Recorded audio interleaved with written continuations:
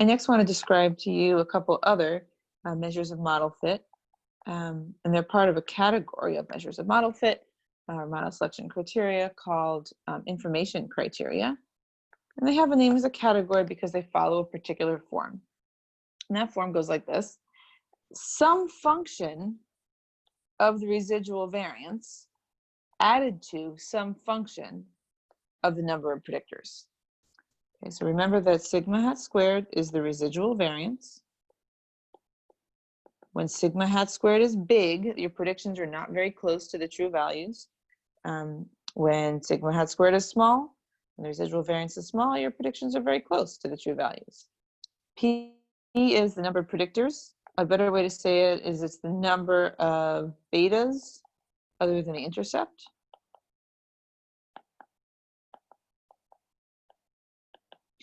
So the point here is just that this is, if we choose some function for f, some positive function, and choose some positive function for g, then we'll have a quantity that takes into account both how well the model fits, that's residual variance, and the number of parameters we had to estimate, that's p, right? So what we see here in general is when model fits well, when the model fits well, the residuals will be small, so sigma hat squared will be small. When we are avoiding overfitting, and let me just say, you never, of course, know for sure that you can avoid overfitting, although shortly I'll tell you one way to check. When we are, let me say this better. Let's say when we are avoiding overfitting, so let's say positive things,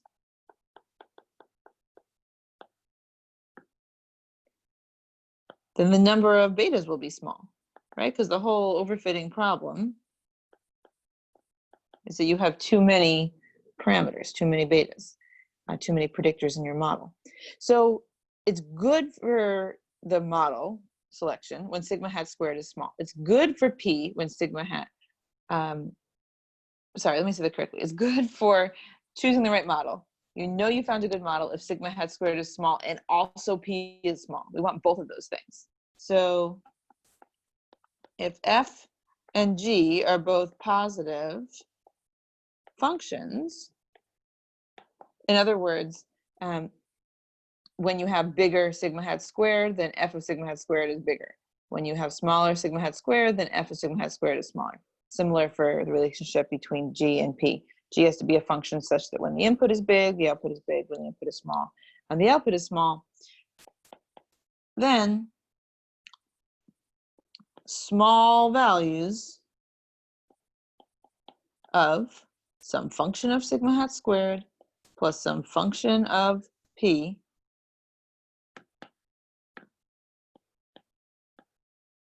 suggest that it's a good model. Okay. So just like we were trying to do with adjusted R squared, if we choose some f and we choose some g, such that f is small when sigma hat squared is small and g is small when p is small, right? Then this entire quantity, the sum of these two, will be one way to reflect the trade-off. So note here that if the residuals are really big but p is small, right, we'll get a certain number that says, well, hey, we might be avoiding overfitting, but the model doesn't fit that well.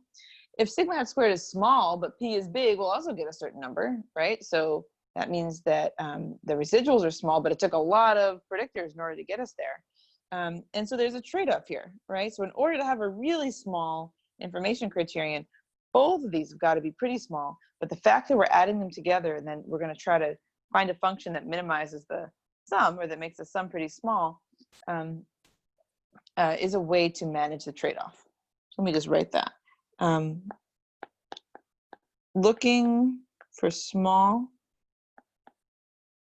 values of f of sigma hat squared plus g of p is a way to manage the trade-off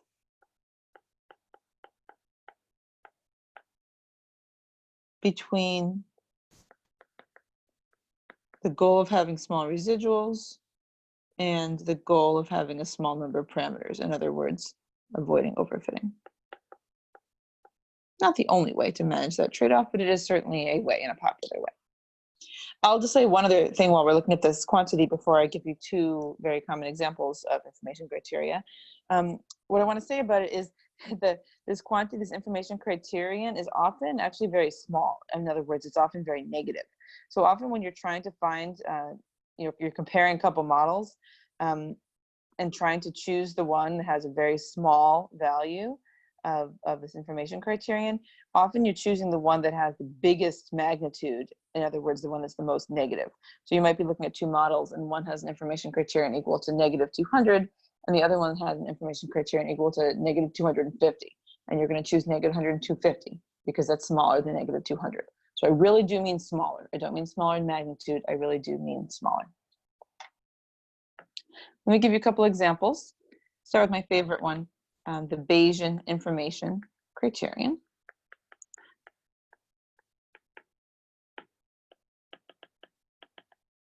This can be called the BIC. Okay. So the BIC is equal to some particular function of the residual variance, in other words, n times the log of sigma hat squared, plus some particular function of p, in particular p plus 1 times the log of n.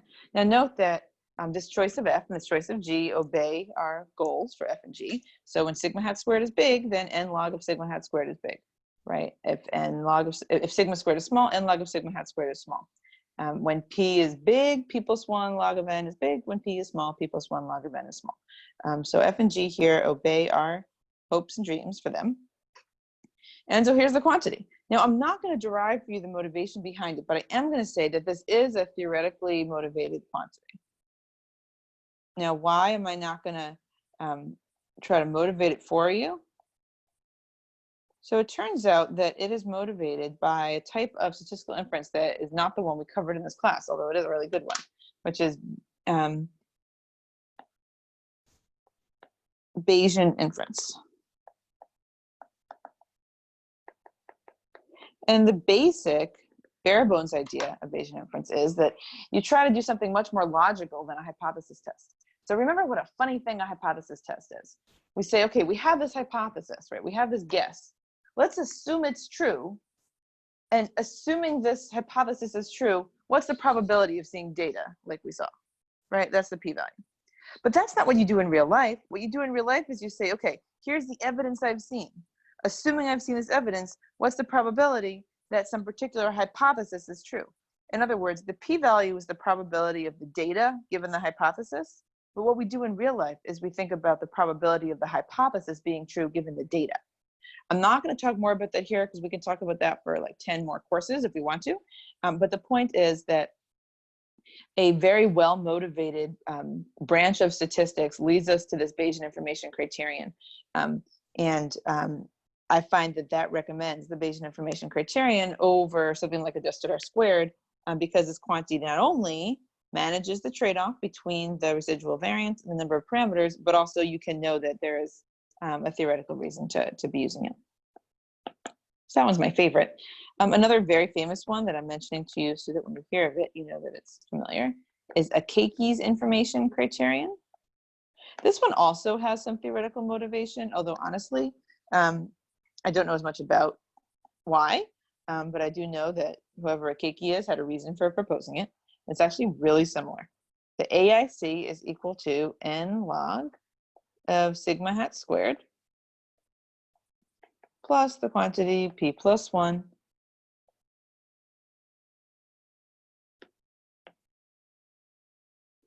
times 2. Now, I want to note that both the AIC and the BIC versions I'm giving you are the specific cases for the kind of multiple regression we've been talking about, but both of these exist in a more general form, so that they work for other sorts of parametric models as well that we haven't talked about in this class. For example, models where maybe the outcome is binary instead of continuous. The BIC and the AIC are generalizable to those kinds of cases as well, you know, in a more general form. Okay, but look, if you compare the BIC and the AIC, they're almost identical, right? The only difference is that here I've got a log n, and here I've got 2. So they're justified in slightly theoretically different ways, but actually they perform very similarly and they usually agree. So if you have a couple different models, right, and you're trying to compare them, you might calculate AIC or BIC, and one way of trying to help you decide which model is better would be to look for the model that has a small AIC or BIC. In R, these are simple to use. If your output is called output,